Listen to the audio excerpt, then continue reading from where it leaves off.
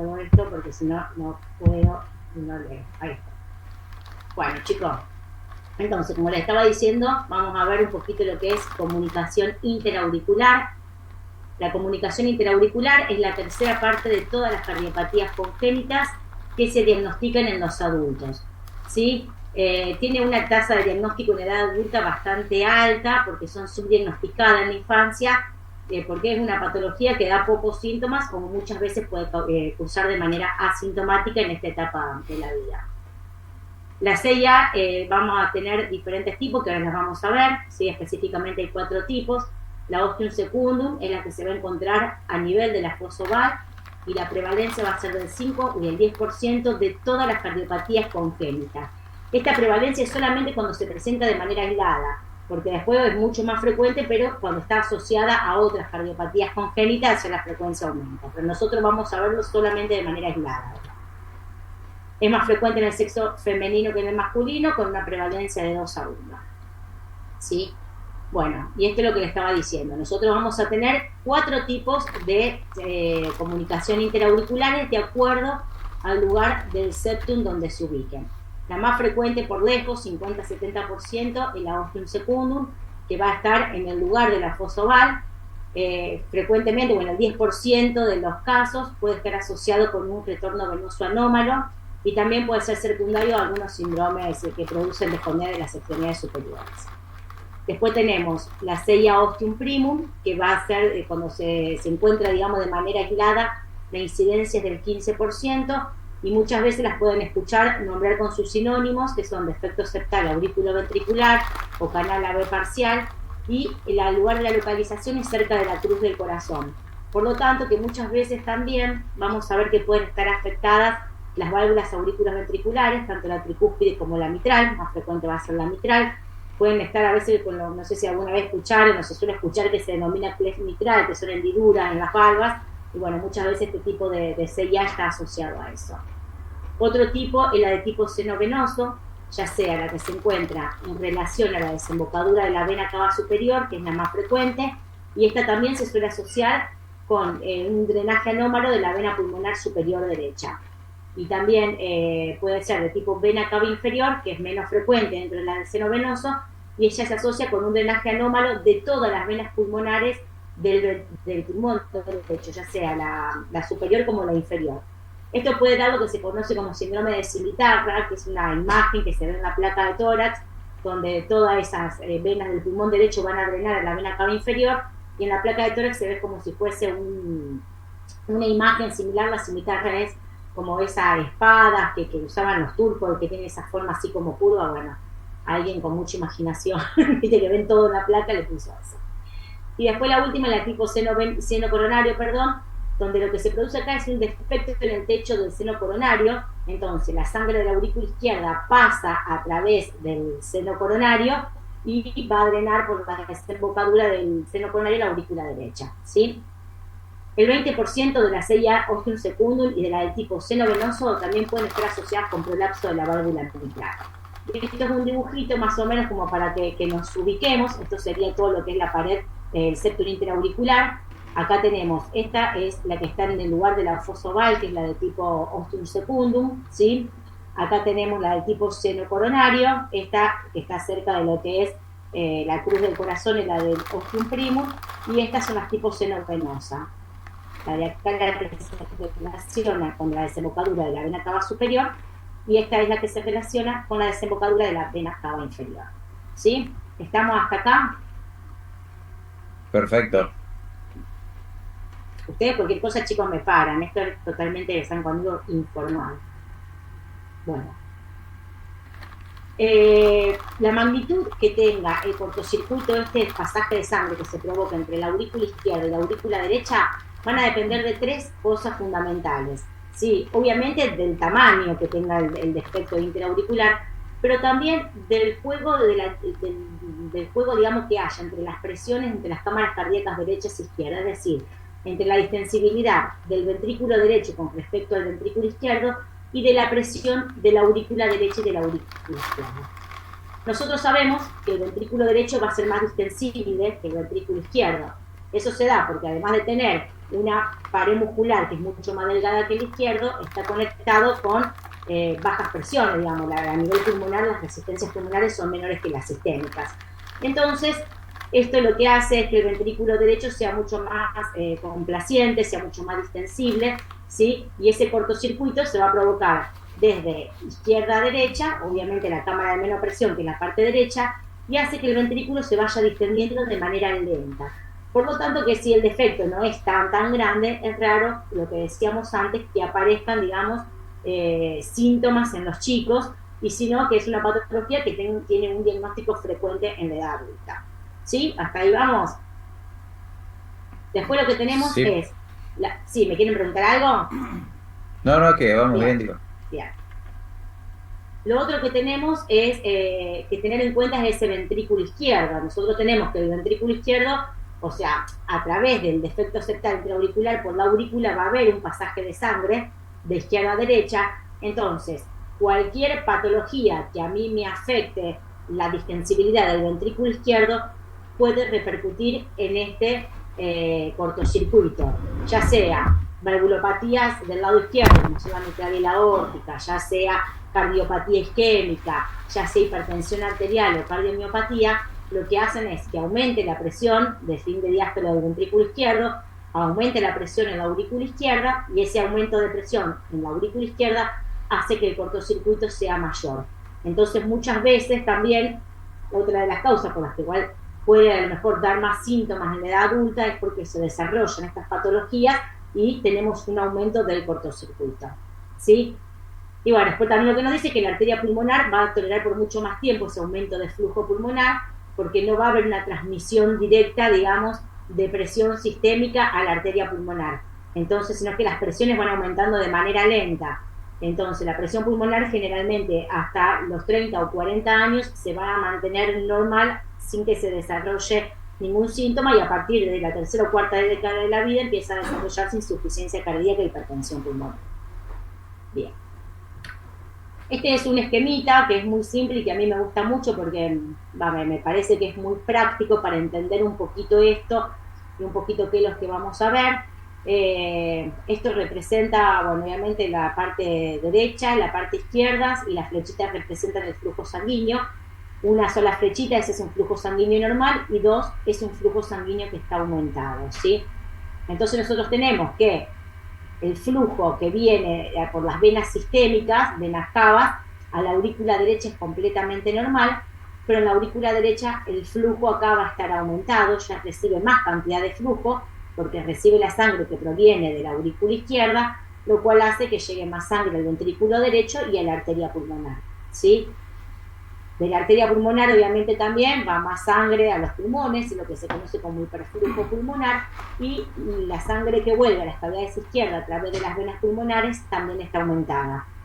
Ese aumento del flujo no lo sufren las cavidades izquierdas. ¿Por qué? Porque antes de que pueda afectar o pueda tener repercusiones y ese hiperflujo en las cavidades izquierdas, se produce el cortocircuito. Entonces, nosotros lo que vamos a esperar encontrar, por ejemplo, cuando vamos a algún estudio diagnóstico en el ecocardiograma, va a ser dilatación de las cavidades de la aurícula derecha, del ventrículo derecho, de arteria pulmonar y de venas pulmonares, pero las cavidades izquierdas van a estar normales, no van a sufrir ningún incremento en su volumen, ni en su diámetro, ni nada por el estilo, ¿sí?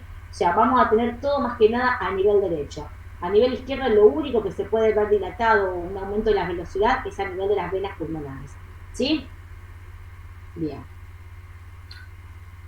Bueno, la historia natural un poquito de esta patología, cuando se presentan los chicos, que es diagnosticada en los chicos, generalmente si no son tan grandes y no les generan síntomas, suelen esperarse un poquito porque tienen una alta tasa de cierre espontáneo, sobre todo cuando son menores de 8 milímetros, ¿sí? En el 87% de los casos tienen cierre espontáneo. Ya si son más grandes de este tamaño, que son ya más grandes, es raro que se cierren de manera espontánea. Como dijimos, generalmente se mantienen activas, o sea, se refiere a activa con hay un cortocircuito de izquierda a derecha permanente que es asintomática. Pasada la cuarta década de la vida aparecen manifestaciones asociadas a un deterioro de la capacidad funcional, como ser disnea de esfuerzo, palpitaciones que aparece con menor frecuencia, también pueden aparecer infecciones pulmonares. En los adultos es más raro, en las infecciones pulmonares, en los chicos por ahí es más frecuente de ver que tengan toda la parte respiratoria asociada con mayor frecuencia.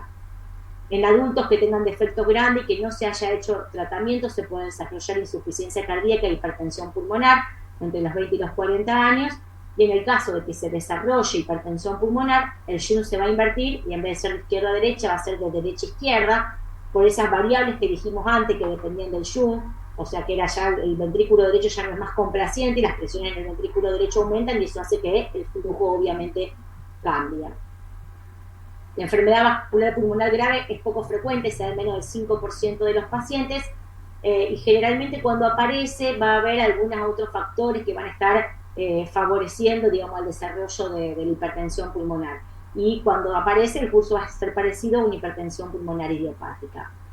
También pueden tener arritmias auriculares, tanto fibrilación auricular como aleteo auricular en los adultos, y esto puede aparecer cuando recibieron tratamiento o, bueno, sin tratamiento obviamente que sí, pero a veces en los tratamientos también aparecen las arritmias, ya sean con los dispositivos o a veces con las suturas quirúrgicas y demás. Estos pacientes no van a desarrollar endocarditis, o sea, no son propensos a desarrollar endocarditis, excepto la única que es más propensa a la endocarditis es la CIA ostium primum, ¿sí? Y también puede aparecer o pueden tener accidentes cerebrovasculares, que el mecanismo puede ser o por una embolia paradójica, que es bastante infrecuente, o por fibrilaciones auriculares en una embolización sistémica. ¿Qué vamos a esperar encontrar en el examen físico? En sí, chicos, la CIA no va a soplar, no produce ningún soplo.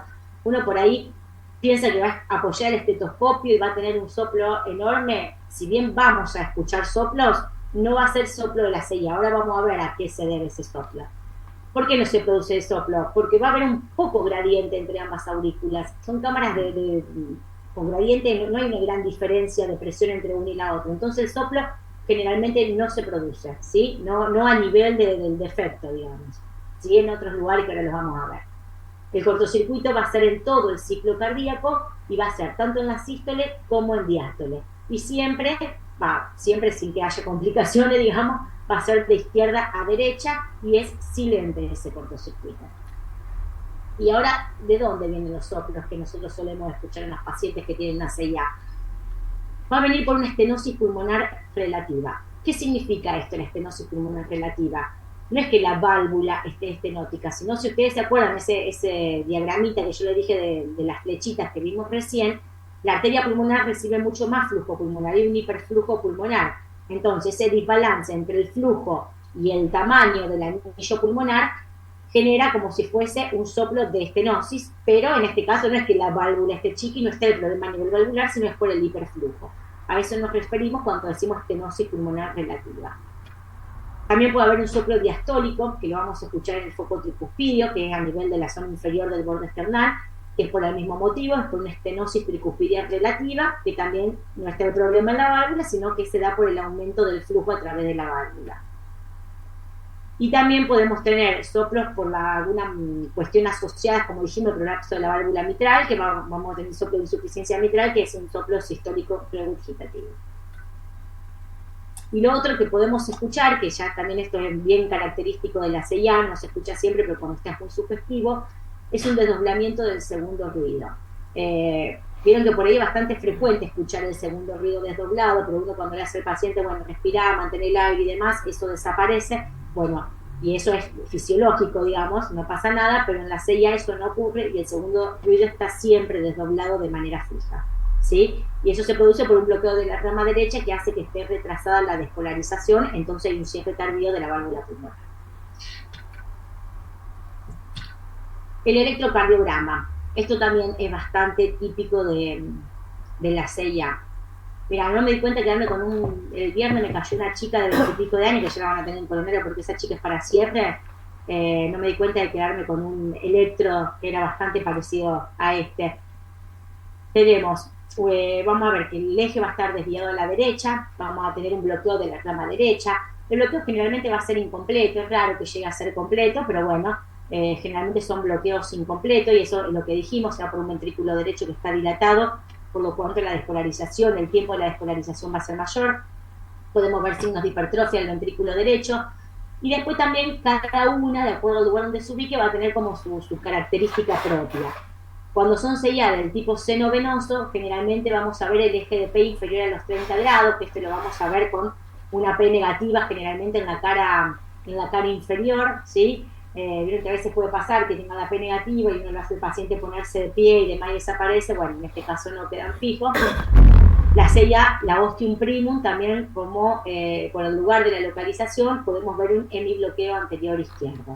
Y también, bueno, podemos ver las arritmias auriculares y lo otro también que se ve en el 20% de los casos son los bloqueos AB de primer grado por anomalía en la conducción auricular-ventricular. Placa de tórax. Si bien, bueno, es raro, le va hoy en día, digamos, la placa de tórax, y a mí me gusta igual pedírsela porque me gusta corroborar estas cosas, pero no es que vamos a hacer diagnóstico de una serie con una placa de tórax, pero bueno, lo que vamos a ver también, si uno se acuerda del dibujito ese de la flechita, estoy muy hincha con ese dibujito, pero me encanta, me parece súper práctico para visualizar y simple y demás, de ahí vamos a sacar qué es lo que vamos a ver dilatado en una placa de tórax. Vamos a tener cardiomegalia, extensa de aurícula derecha y de ventrículo derecho. Vamos a ver que si el cortocircuito es importante y es significativo, vamos a tener dilatación de la arteria pulmonar, vamos a tener aumento de la vascularización pulmonar, ¿sí? Y esto es como una plaquita de tórax típica, digamos. Vamos a ver el hiperflujo pulmonar, la dilatación de la aurícula derecha, un arco de la arteria pulmonar que está saliente por el agrandamiento de la arteria pulmonar y la dilatación del ventrículo derecho. ¿Están todavía o se me durmieron? Firmes. Yo no lo estoy viendo porque lo saqué porque si no no veo la pantalla. Bueno, método diagnóstico. ¿Con qué lo vamos a estudiar a estos pacientes? Lo primero, que cuando uno ve algo medio extraño que le pide al paciente, obviamente es un ecocardiograma transtorácico. ¿Qué vamos a ver con el transtorácico? Bueno, primero vamos a ver el cortocircuito, digamos. Vamos a ver la posición. Vamos a ver el tamaño, si hay defectos asociados. Y vamos a ver las cavidades derechas, digamos, la arteria pulmonar, y puede haber movimiento para dejar del septum por sobrecarga de volumen. Y en el Doppler vamos a esperar encontrar el aumento de la velocidad a nivel de la arteria pulmonar. Si hay insuficiencia tricuspidia, vamos a ver la presión sistólica de la pulmonar y un cortocircuito que es máximo en diástole. Esto pasado a la práctica, chicos, ¿qué es lo que hace sospechar? En el adulto es muy difícil con un transtorácico ver todo lo que describe acá. Sí, muchas veces obviamente lo que se ve es un pasaje, digamos, un cortocircuito que es de izquierda a derecha y las cavidades derechas. Cuando ustedes tengan un ecocardiograma que tenga dilatación de cavidades derechas, hay que descartar sí o sí CIA o alguna de estas cuestiones que generan la sobrecarga. Eso es lo que se ve, pero en el adulto es muy raro poder definir todo esto porque la ventana obviamente transtorácica no es la adecuada y estas son cosas como por ahí demasiado finas. Sí, lo que es bárbaro es el transesofágico, que es lo que generalmente uno pide cuando hay una CIA, te terminas pidiendo el transesofágico, que se pide, bueno, en el caso obviamente si hay mala ventana, pero también para definir los bordes, porque el hecho de definir los bordes también nos va a guiar a qué tipo de cierre, en el caso de que tenga indicación, le vamos a ofrecer al paciente. También se ven mejor los efectos asociados y va a verse de manera excelente lo que es el tabique y todo lo que es las venas pulmonares. Obviamente durante el cierre también es una herramienta con la cual cuentan los hemodinamistas para poder ver la posición del dispositivo, cómo se relacionan con los bordes y demás. Generalmente, hoy por hoy creo que nadie hace un cierre de CIA sin un transtorácico. Bueno, la resonancia y la tomografía también es más que nada cuando sospechamos que puede haber alguna asociación con una alteración en el retorno venoso pulmonar anómalo, es los mejores métodos, ¿sí? Y también obviamente la resonancia nos va a servir muchísimo para ver todo lo que es el volumen de las cavidades derechas y la sobrecarga que tenga. La oximetría de pulso, generalmente se puede hacer en reposo y en ejercicio. Esto lo que hace es para identificar a pacientes que uno sospeche que tenga un poco de hipertensión pulmonar y que en el ejercicio puede haber una inversión del cortocircuito y demás. Entonces generalmente se le pide la oximetría de pulso en reposo y en ejercicio. Y el cateterismo ¿Eso te sirve de algo para tomar decisiones? Sí, porque después vamos a ver que si en el ejercicio cae la saturación, uno ahí ya no lo va a cerrar de cabeza. Tenés que tener ciertos recaudos porque, bueno, puede ser perjudicial, digamos, porque uno ahí lo que está sospechando es que en el ejercicio tenés una mala adaptación del ventrículo derecho al esfuerzo, digamos, entonces lo que sospechás es que las resistencias pulmonares están más elevadas. Bien. Entonces ya ahora vamos a ver que hay unas cuestiones que las vamos a tener que tener en cuenta. Obviamente, esto se pide, digamos, en el caso de que el paciente tenga una disnea que sea desmedida o que uno sospeche por un eco, o, qué sé yo, transtorácico, digamos, que te informe una presión pulmonar que está ahí, viste, media elevada y demás, entonces lo pedís, si no, como de rutina realmente no se hace. Pero cuando vos sospechás que puede haber un poco de hipertensión pulmonar, sí. Bueno, el cateterismo cardíaco, obviamente, el derecho se va a pedir para evaluar toda la parte hemodinámica, que es lo que estábamos hablando. Si uno tiene alguna sospecha de que pueda haber hipertensión pulmonar, sí o sí lo pedís. Y la cine coronario, el paciente mayor de 40 años que tenga un factor de riesgo para coronariopatía, también para ver si tiene indicaciones quirúrgicas o no. Bien. Marce, y el Sí, Doppler, pues me acuerdo que hace poquito lo actualicé el tema de FOB y de comunicaciones, y hablaba mucho del valor del test de burbuja en el Doppler transcraneal, sobre todo cuando sospechaba cardioembolia secundaria. eso más que nada me parece, o por lo menos lo que yo tengo entendido, que más que nada para el foramen oval. Bárbaro. Cuando hay una CIA, independientemente de si vos tenés una CIA, digamos que tenés un agujero importante y demás, lo que vas a ver más que nada de las burbujas y todo eso ya no es tan importante, sino más que nada para es la repercusión que tenga sobre cavidades derechas. No sé, o vos lo viste con CIA a veces. No, no, fue FOB y leí algo de CIA, pero particularmente me acuerdo que se usaba en el FOB Sí. para ver si también lo Yo lo usaban que tengo acá. entendido que más que nada en la parte de foramen oval, sí. Bárbaro, Sí. gracias. Más que nada, sí, eso, por ahí se utiliza un poco eso. Bien. Bueno, lo vuelvo a sacar porque si no, no. Bueno, tratamiento médico, en estos pacientes no hay que restringir el ejercicio físico, obviamente a menos que tengan hipertensión pulmonar, donde se van a limitar a reportes recreativos de baja intensidad y demás.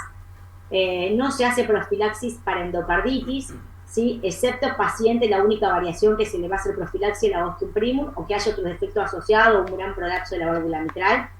Y bueno, en caso de que se desarrolle insuficiencia cardíaca, arritmia, hipertensión pulmonar, el tratamiento va a ir dirigido a esas complicaciones. Eso es como la parte del tratamiento médico. Ahora, ¿qué hacemos con estos pacientes? Digamos, tenemos una CIA, que bueno, ahora vamos a ver las indicaciones de cierre.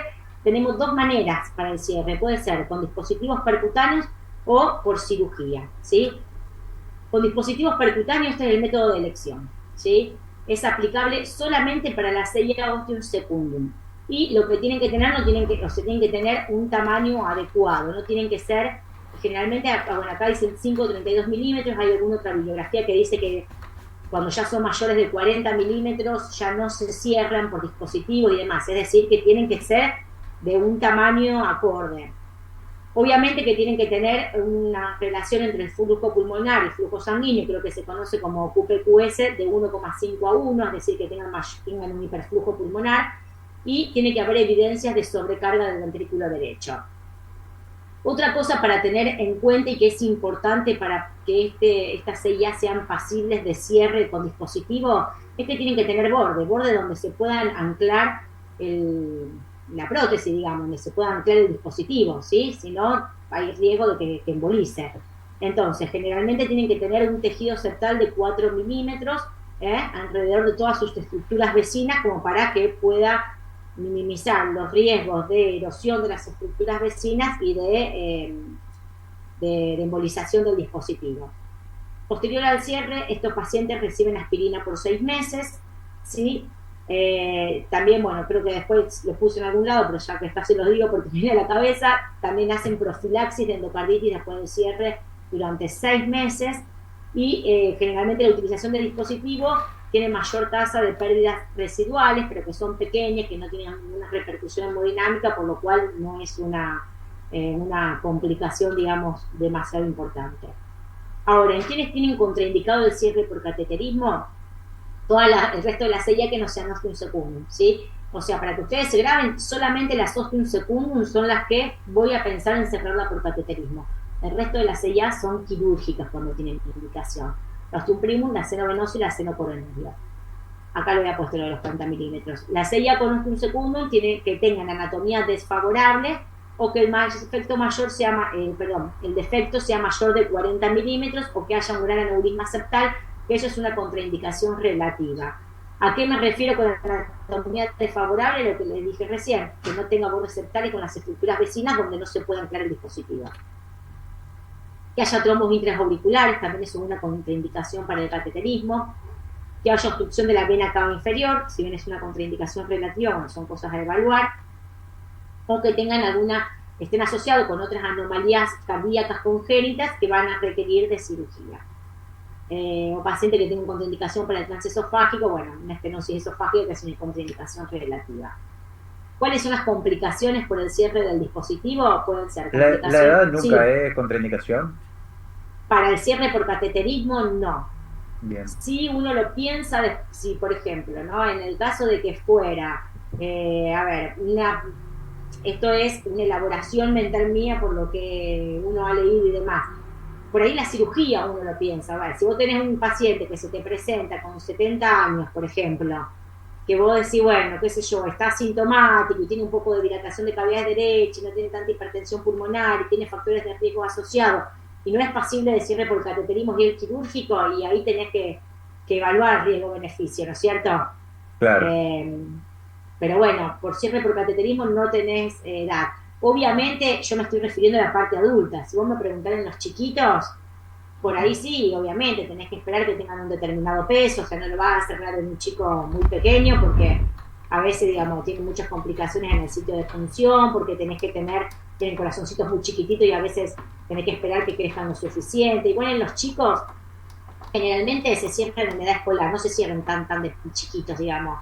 No es que, a menos que esté muy, no sé, que le genere mucha insuficiencia cardíaca, que ya tenga signos de enfermedad vascular pulmonar y todo eso, te apura un poquitito más. Pero si no, generalmente el momento del cierre es en la edad escolar, cuando se presenten los chicos con indicaciones. Bárbaro. No, igual pero sí, lo único está bueno, yo porque estoy avanzada medio en los adultos, pero en los chicos obviamente que sí, tenés que tener un determinado peso, que ahora realmente no recuerdo cuánto, para que obviamente pueda tener el tamaño para aceptar ese dispositivo, digamos, ¿no?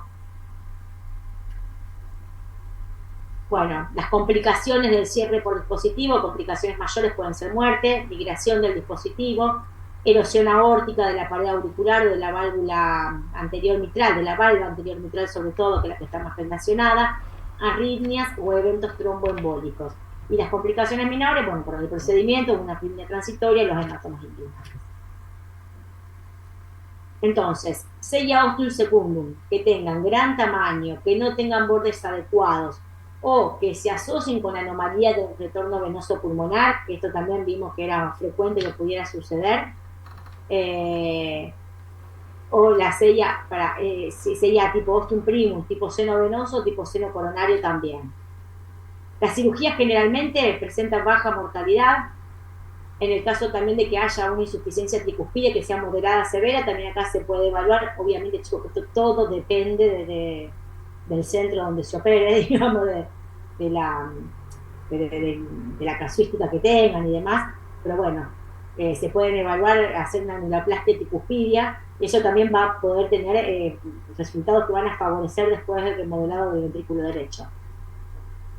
Generalmente tienen buenos resultados la cirugía, tienen una baja tasa de mortalidad del 1%, siempre hablando en pacientes que no tengan comorbilidades, tienen buenos resultados a largos plazos, son pacientes que tienen una esperanza de vida normal, con baja morbilidad, y generalmente cuando se realiza pronto en la etapa de la niñez o de la adolescencia, la morbilidad es muy baja.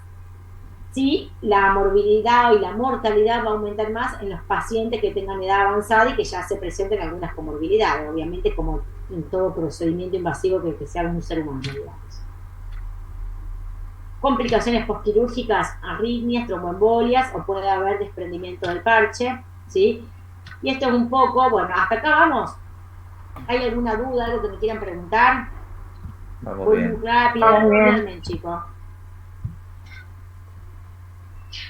No, vamos bárbaro, Marcelo. ¿Vamos bárbaro? Bueno. Sí. Ahora lo que vamos a ver en esta diapositiva son las indicaciones de cuándo se cierra y cuándo no, ¿sí?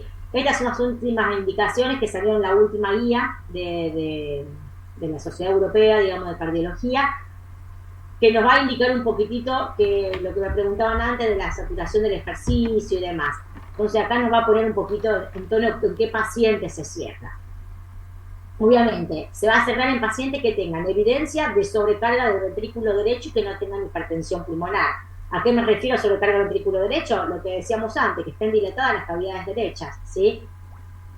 Y pacientes que no tengan, digamos, ninguna enfermedad del ventrículo derecho, que el cierre de la CIA lo pueden perjudicar. Es decir, si yo tengo un paciente que tiene enfermedad del ventrículo izquierdo, a veces cuando cierro la CIA, aumentan las presiones en la aurícula derecha y le puede generar, digamos, una mala adaptación a ese cierre y puede empezar, digamos, con complicaciones. Entonces, paciente con repercusión de las cavidades derechas, sin hipertensión pulmonar y sin enfermedades ventriculares izquierdas como las que dijimos antes, tienen indicación de cierre. La indicación es 1B, ¿sí?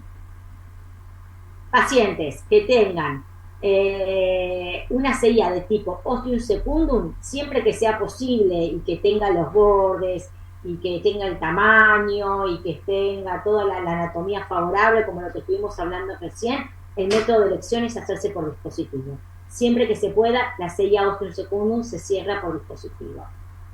Pacientes que tengan una edad avanzada, que no sean aptos para el cierre con dispositivo, lo que hay que hacer, bueno, lo que hablábamos recién, sospechar un poco de riesgos quirúrgicos frente al beneficio del cierre de la CIA. Esto un poco, no lo dice la guía, pero bueno, uno tendrá que ver ahí la edad del paciente, qué comorbilidades tiene, qué síntomas tiene, qué repercusión hemodinámica tiene y demás. Después, bueno, es imprescindible la medición invasiva de las resistencias pulmonares en pacientes que presenten signos de elevación de la presión pulmonar no invasiva, que esto lo vamos a ver con el eco, o sea, un paciente que me dé, que tenga 45, 50 de presión pulmonar, y bueno, ese paciente obviamente se le hace el cateterismo cardíaco derecho, sí o sí, para ver cuáles son las resistencias y hacer todas las mediciones. Pacientes que tengan enfermedad del ventrículo izquierdo, lo que se recomienda es hacer una prueba de oclusión con valor, y ahí evaluar bien, digamos, cómo se banca, digamos, ese corazón y ese ventrículo izquierdo del cierre de la CIA, ¿sí? Porque a veces puede tener un impacto negativo con un aumento de presiones de llenado importante. Entonces, en ese caso lo que se hace, se puede plantear de hacer un cierre fenestrado o directamente de no cerrar la CIA, ¿sí? Después, paciente que se sospeche embolia paradójica, después de excluir otras causas, también se puede considerar el cierre de la CIA, ¿sí? Independientemente del tamaño, siempre que no haya ni hipertensión pulmonar ni enfermedad del ventrículo derecho, es indicación 2A, nivel de evidencia C. Esto puede ser, es un poco lo que decías vos recién que habías leído, digamos. Bárbaro. Después, paciente con resistencias pulmonares que estén ahí media borde, entre 3 y 5, también hay que ver y hay que estudiar, digamos, a nivel hemodinámico.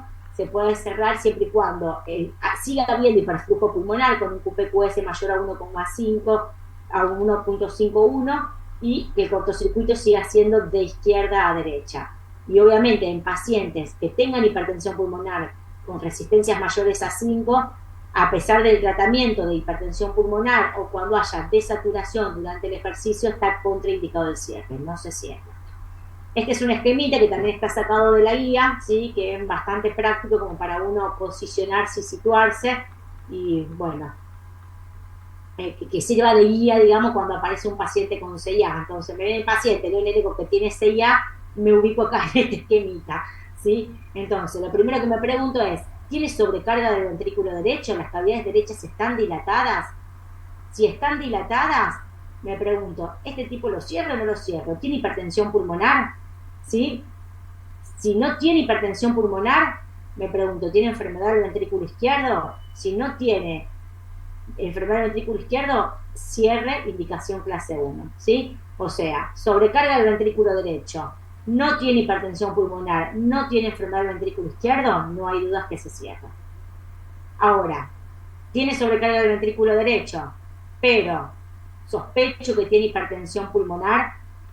Si tiene resistencias menores a 5 y un QPQS mayor a 1,5, se puede cerrar, la indicación ya no es 1, es 2A, pero... ¿Ese QPQS sí, medido por eco o por hemodinamia? ¿O da igual?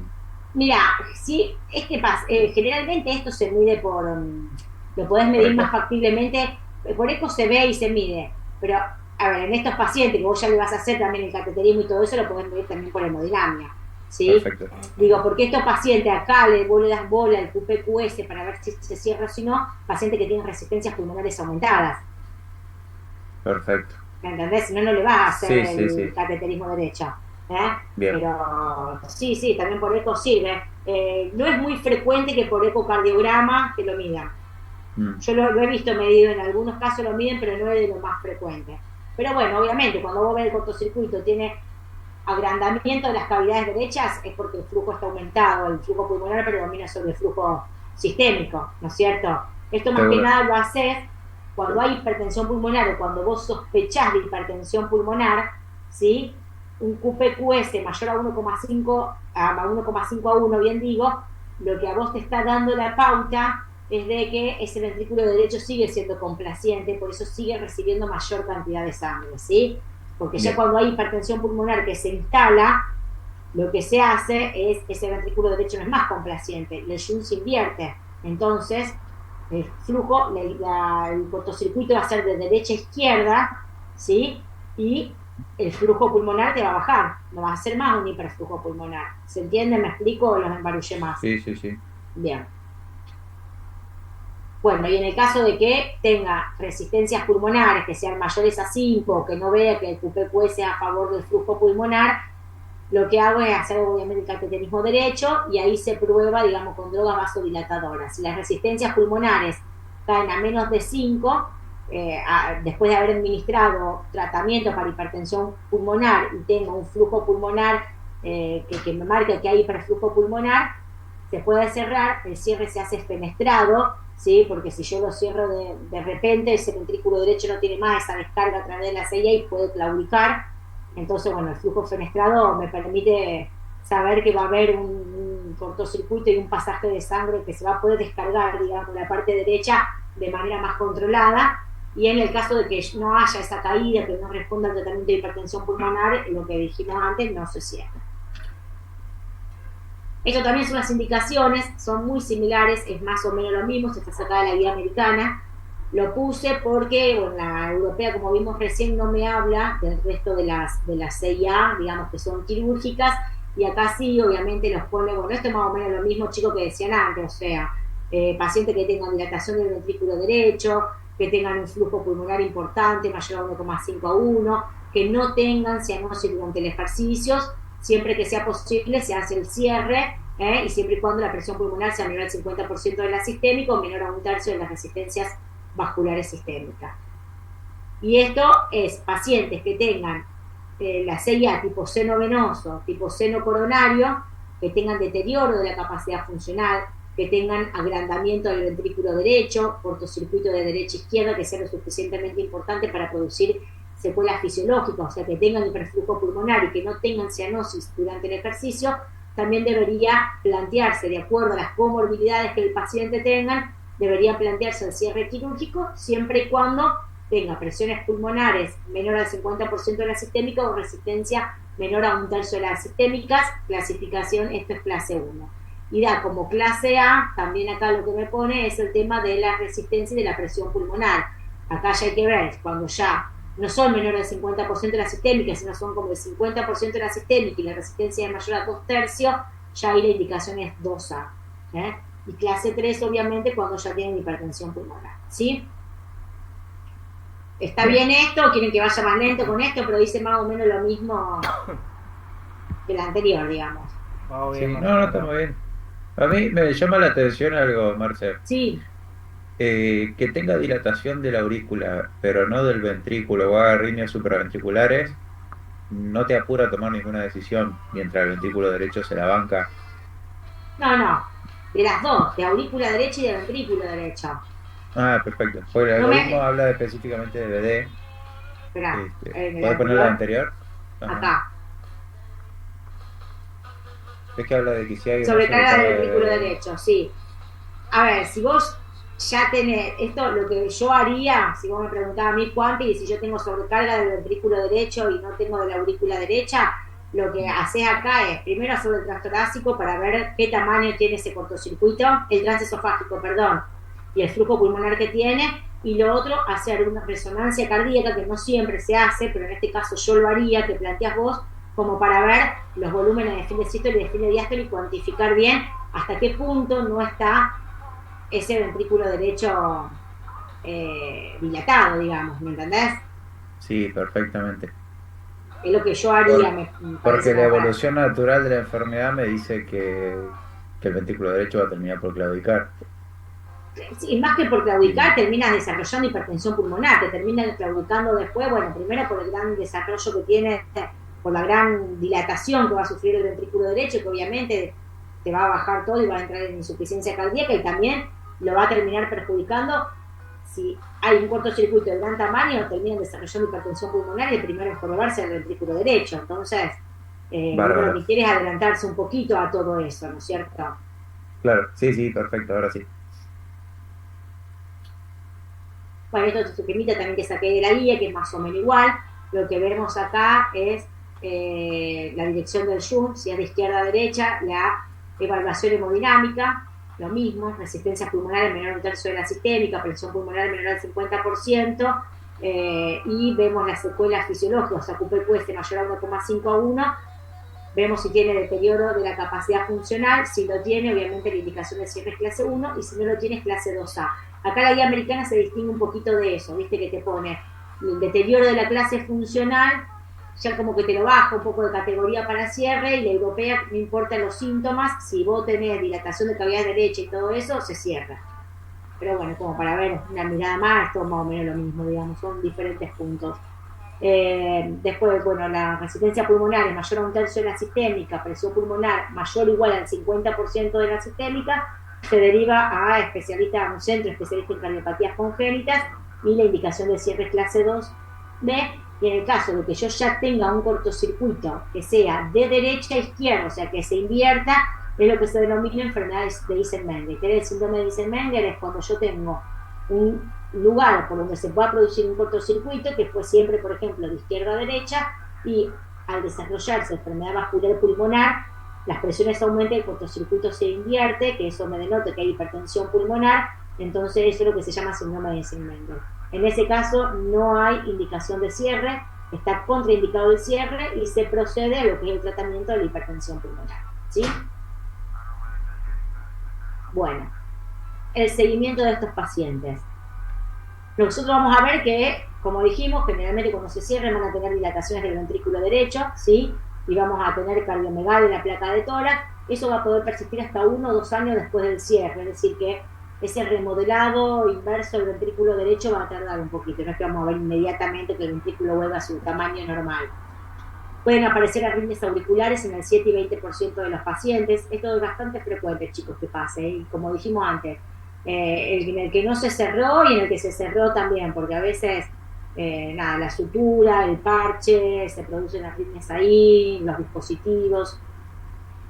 Se puede ver el síndrome del seno enfermo, que puede aparecer especialmente cuando se repara una CIA tipo seno venoso por la cercanía con el nódulo sinusal.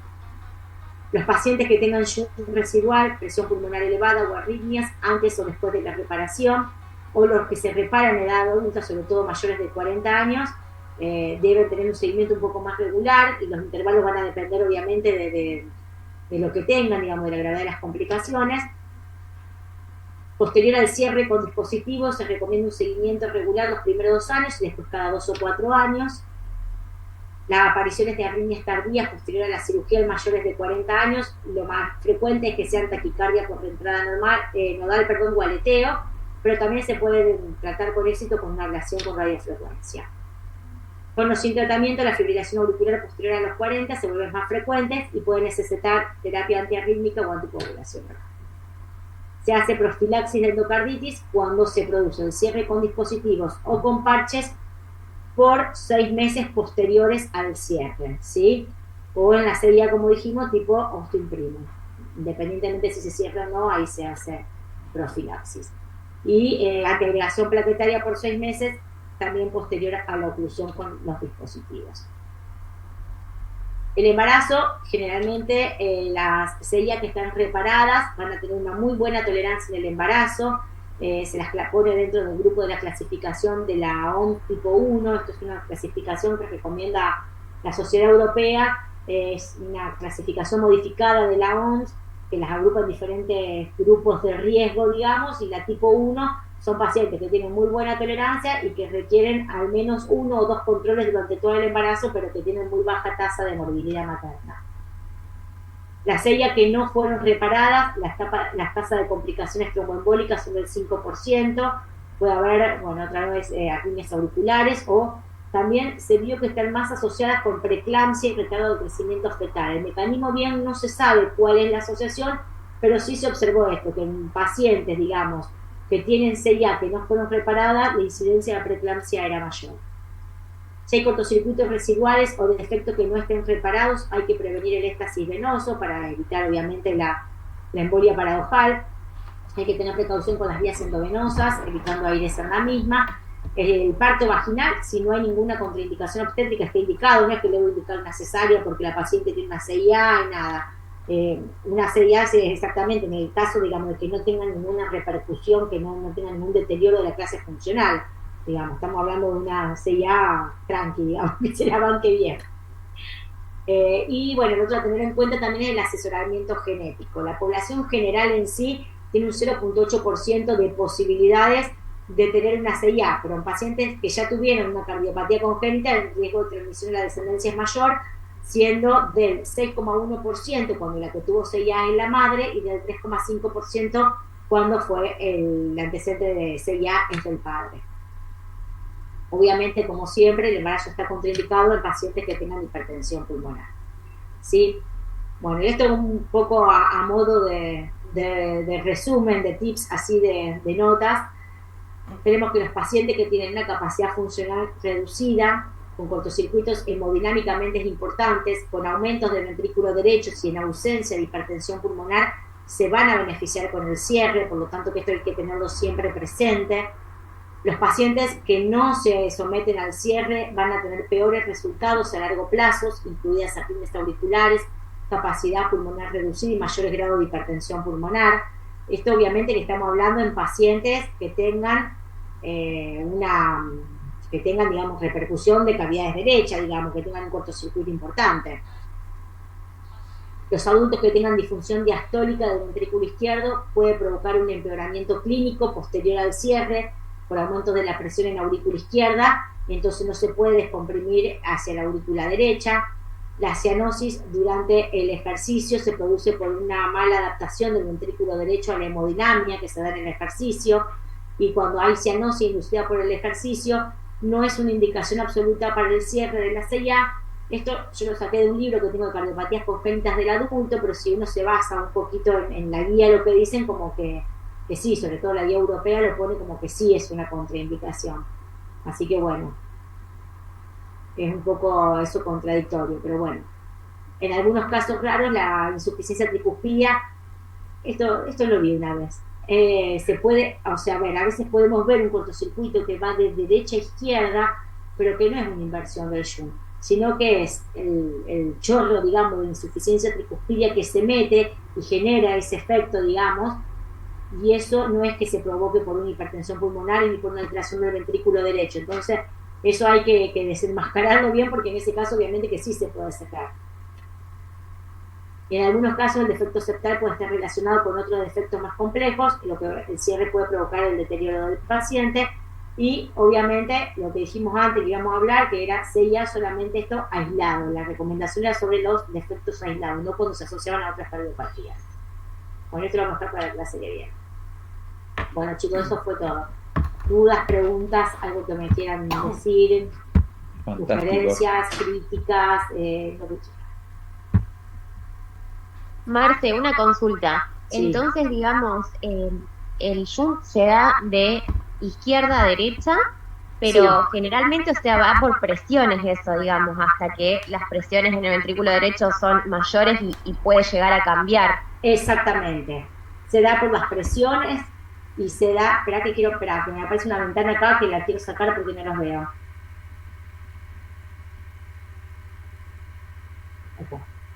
Se da por las presiones, ¿sí? Que hay entre el ventrículo, entre las aurículas y entre el ventrículo, obviamente. Y la adaptación y la complacencia del ventrículo derecho y demás. Obviamente que cuando se desarrolla hipertensión pulmonar y todo, eso se invierte y cambia. Bien, perfecto. Pero si no, siempre el cortocircuito es de izquierda a derecha. Bien. Por eso son pacientes que no tienen cianosis. Cuando ya Claro. el cortocircuito se invierte y va de derecha a izquierda, ya vamos a tener pacientes cianóticos. Claro. Por eso el test, digamos, en el ejercicio. Claro, cuando yo lo sospecho, sí, exactamente. Bien. Marce, y otra consulta. Sí. Vos cuando hablabas del hiperflujo pulmonar Sí, en la relación QP-QS, sí. eso no me quedó claro. O sea, cuando el paciente todavía tiene hiperflujo pulmonar, vos vas a tener un QP-QS alto y todavía Claro. es un paciente que tenés tiempo de hacer un cierre. Claro, ¿por qué? Porque cuando yo tengo un QPQS alto, lo que me está diciendo es que la sangre sigue pasando para el lado derecho. O sea, que las resistencias pulmonares que yo tengo se siguen bancando ese pasaje de sangre. Si a mí me aumentan las resistencias pulmonares, ¿sí? Lo que hace es aumentar la presión en el ventrículo derecho, aumenta la presión en la aurícula derecha y ya el cortocircuito no va a ser más de izquierda a derecha. Puedo tener o un cortocircuito bidireccional o un cortocircuito netamente de derecha a izquierda. ¿Me explico? Sí, perfecto. Entonces ahí lo que vamos a ver, que es lo que se ve cuando uno ve hipertensión pulmonar, nosotros en un paciente, por ejemplo, si acá que sea por CIA que tiene hipertensión pulmonar, nosotros no vamos a ver un hiperflujo pulmonar, al contrario, va a haber una disminución del flujo pulmonar, corazones chicos, digamos, ya cambia un poco todo lo que es la morfología. Bueno, acá pasa lo mismo. Mientras yo tenga flujo que van a los pulmones, es porque las resistencias pulmonares siguen bancando ese pasaje de flujo porque siguen siendo más bajas. Por eso hacen tanto hincapié en el QPQS. Claro, entiendo, es como cuando tenés un tromboembolismo pulmonar que justamente baja la perfusión y tenés más ventilación. Claro, exacto. Bien, perfecto, gracias Marce. No, por favor. Marce, Sí. sacando la ablación, Sí. ¿qué usás cuando tenés arritmia supraventricular amiodarona? Si Sí, querés se puede hacer utilizar control de arritmia. amiodarona. Sí. Y vos me preguntás a mí qué hago, yo se las mando al otro día. Pero sí, se puede utilizar amiodarona. Claro. Se puede utilizar Bien. amiodarona. ¿Y la profilaxis para Antibiótica. endocarditis? Sí. 6 meses de que cefa. Mirá, le podés dar, depende, digamos, si el paciente es alérgico o no, se le puede dar amoxicilina, se le puede dar, si es alérgico a la amoxicilina, le podés dar cefalexina, se le puede dar ampicilina, digamos, si es un procedimiento, se le puede dar de vía endovenosa, eso depende también un poco de eso, pero generalmente se puede dar amoxicilina, ¿sí? A mí me quedó una duda de qué Sí. hacemos nosotros cuando lo mandamos no sé si los chicos se acuerdan, qué hacemos cuando los mandamos de la coronaria, porque yo sé que les damos la aspirina, que siempre Sí. nos dice Luchini, pero no sé, me parece, no sé si le damos el antibiótico a todos. No, pero el antibiótico no es que vos se lo das durante 6 meses una profilaxis activa. Lo que vos le das es las indicaciones, digamos, de que si tiene un procedimiento odontológico, de que si llega a tener, que tenga una buena, yo por lo menos lo que hago, una buena salud bucal, de que preste atención si se llega a lastimar alguna lastimadura, alguna herida, que trate de evitar hacerse piercing, de hacerse tatuajes durante ese periodo, y de que, bueno, obviamente de que si hay algún procedimiento odontológico con infecciones o alguna cuestión que se haga, que tener en cuenta que tiene que tomar un antibiótico previamente, no es que lo mandás Bien. con una profilaxia activa, por decirlo de alguna manera. No se Bien. va tomando antibióticos. Bien, Marce, ¿y la aspirina siempre son 6 meses, no son 3 en algunos casos?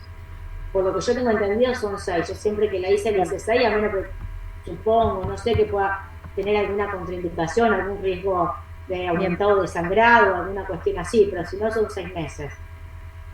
Incluso también lo que yo siempre por ahí hablo con Luchini, con COSAT, a veces se hace una doble antiagregación, ¿sí? Los últimos que se fueron con aspirina solamente, pero en algún momento también yo me acuerdo que le dábamos aspirina y clopidogrel a los pacientes. El otro día se lo dimos porque, bueno, Luchini nos dijo solamente aspirina, Sí. pero COSAC estuvo de acuerdo en darle aspiclopi, así que Sí. a las chicas las mandamos hace poquito con las dos.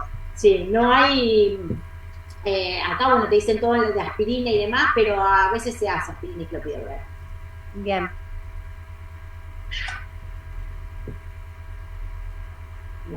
¿Alguna otra duda, algo? No, Marcelo. Yo, tengo entendido, capaz que nada que ver la pregunta, Sí. pero esta patología esperaríamos verla mucho menos, ¿no? A partir de que ahora hay una ley, se hace un eco cuando nacen, una cosa así, Sí, puede ser. sí, sí.